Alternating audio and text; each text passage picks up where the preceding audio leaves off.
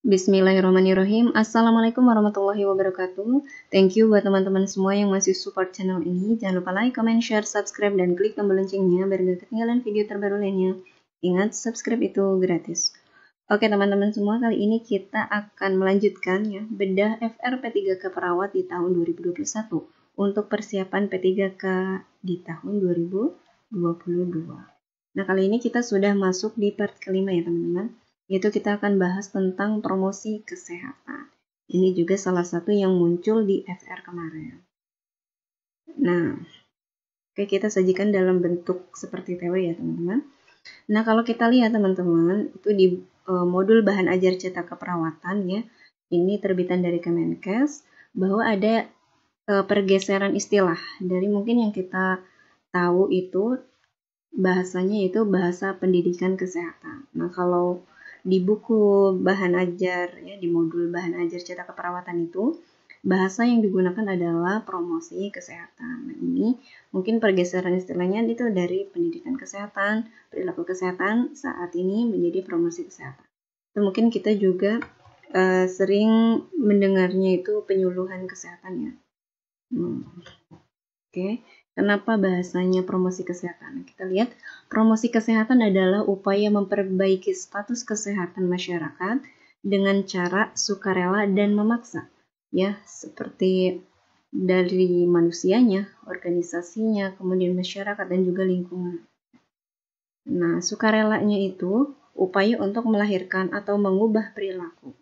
Ini melalui pendidikan kesehatan. Nah, mungkin ini bedanya teman-teman dari mungkin kenapa tidak dipakai lagi bahasa pendidikan kesehatan, karena memang untuk mengubah perilakunya ini memang tidak efektif, karena masyarakat itu hanya menunggu masyarakat sukarela itu ya, sukarela untuk mengubah perilaku kesehatan itu susah ya, sehingga tidak efektif. Dan untuk efektifnya ya, sehingga dilakukanlah bahasa memaksa.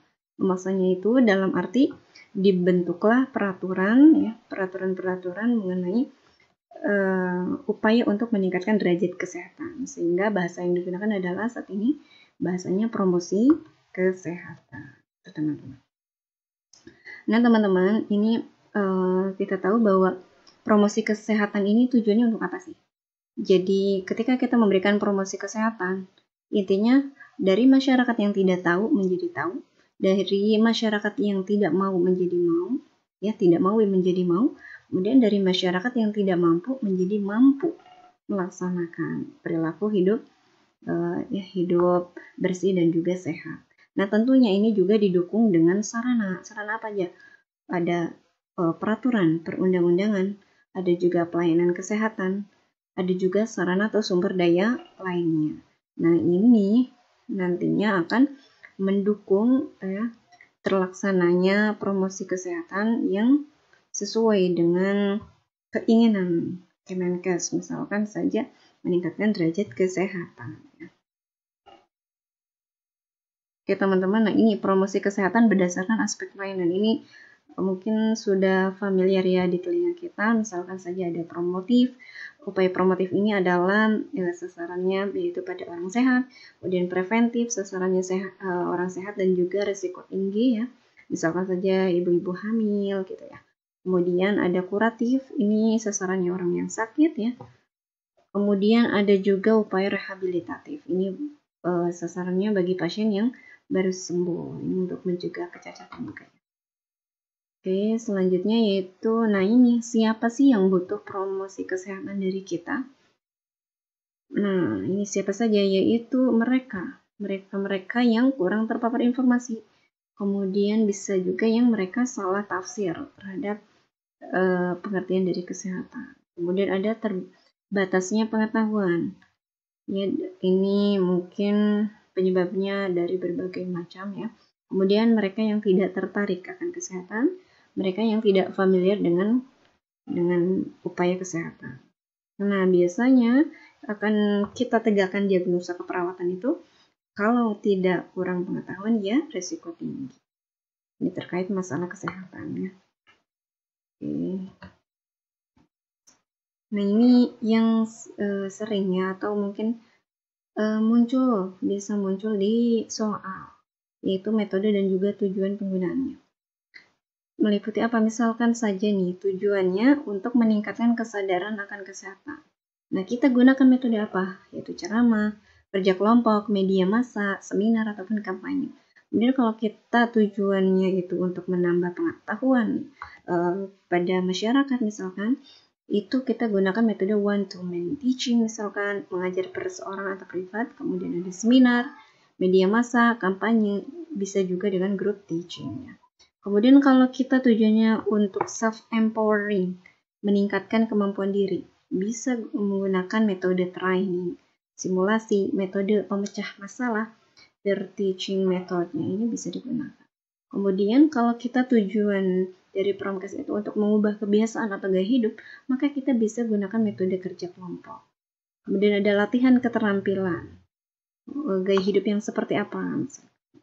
Kemudian ada training, ada metode debat juga. Ya, ini tentunya untuk pemecahan masalah juga terkait dengan gaya hidup. Kemudian juga ini penting, kalau kita tujuannya ya promosi kesehatan itu untuk mengubah lingkungan, apalagi lingkungan yang memang susah sekali berubah, nah kita harus libatkan pihak lain, ya bekerja sama dengan pemerintah untuk membuat kebijakan tentunya berkaitan dengan kesehatan ya. Oke, selanjutnya. Nah, ini untuk sasaran dan metode ya, ini juga sering ditanyakan. Kita bagi menjadi 3 lebih mudah ya, individual, kelompok, dan juga massa. Nah, kalau individual tentunya individu adalah sasarannya. Ya, seperti apa caranya? Bisa dengan bimbingan, penyuluhan ataupun wawancara ya. Jadi kita mengidentifikasi apa sih masalah kesehatan dari si individu itu, lalu kita berikan solusinya. Kemudian kelompok. Karena kelompok ini ada juga dibagi menjadi 2 ya. Sasarannya bisa kelompok besar kalau misalkan orangnya itu yang sasarannya itu lebih dari 15 orang. Ada juga kelompok kecil kalau kurang dari 15 orang. Nah, kalau kelompok besar bagaimana caranya? Ya, metodenya seperti apa? Promosi kesehatannya itu yaitu dengan metode bisa menggunakan ceramah ataupun seminar. Kemudian kalau kelompok kecil itu bisa menggunakan metode diskusi, brainstorming, snowball, role play, bisa juga permainan simulasi. Ini untuk kelompok. Kemudian untuk massa ya bisa secara langsung seperti ceramah umum, kemudian ada pidato, simulasi, dialog, dan juga kampanye. Ini kalau misalkan massa ya, jadi banyak orang. Kemudian kita juga bisa menggunakan media, ya seperti majalah, koran, artikel ya, artikel kesehatan ini baik elektronik maupun non elektronik ya. Kemudian billboard, spanduk, poster dan lain sebagainya. Ini untuk massa. Nah, selanjutnya ini teman-teman, ini juga kadang kita bingung ya. Misalkan di soal, teman-teman menemukan ini saya sudah tahu nih ini sasarannya adalah kelompok besar ya, kelompok besar. Nah, tapi saya bingung, ini menggunakan metode ceramah atau seminar misalkan ya. Kita harus tahu perbedaannya. Misalkan seminar teman-teman, seminar ini kita tahu ya, seminar ini yang ngisinya adalah para ahli teman-teman. Ingat ya teman-teman, seminar itu pengisi seminarnya adalah para ahli, sehingga bahasa yang digunakan itu adalah bahasa ahli ya, bahasa formal, sehingga peserta didiknya pun atau peserta yang mengikuti promosi kesehatan itu harus paham dengan apa yang dikatakan oleh para ahli ya, sehingga pendidikannya itu biasanya harus menengah ke atas. Nah, kalau ceramah itu biasanya pengisi ceramahnya itu mereka harus menguasai materi ya. Minimal mereka harus menguasai materi dan menguasai karakter dari peserta ya.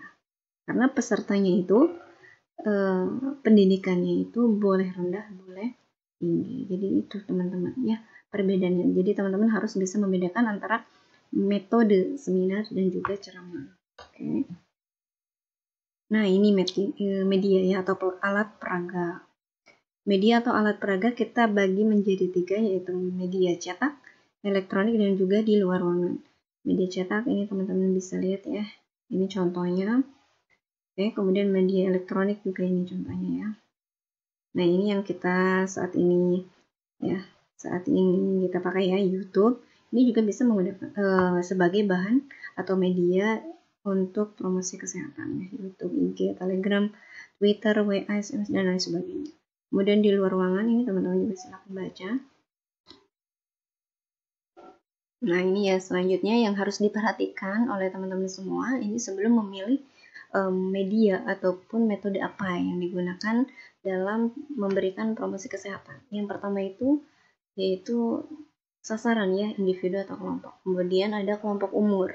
Nah, kelompok umur ini juga harus diperhatikan.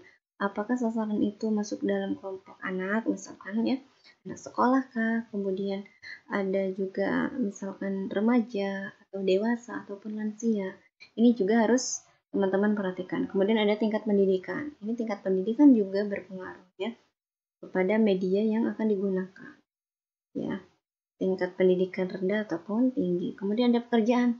Nah, pekerjaan itu juga berpengaruh. Misalkan pekerjaan seorang petani atau seorang buruh itu akan berbeda ya. Media yang digunakan dengan kita sebagai sasaran, misalkan sasaran promkesnya itu adalah tenaga kesehatan. Metodenya, pendekatannya itu akan berbeda. Kemudian bahasa yang digunakan pun ini akan berbeda. Maka kita harus perhatikan itu juga.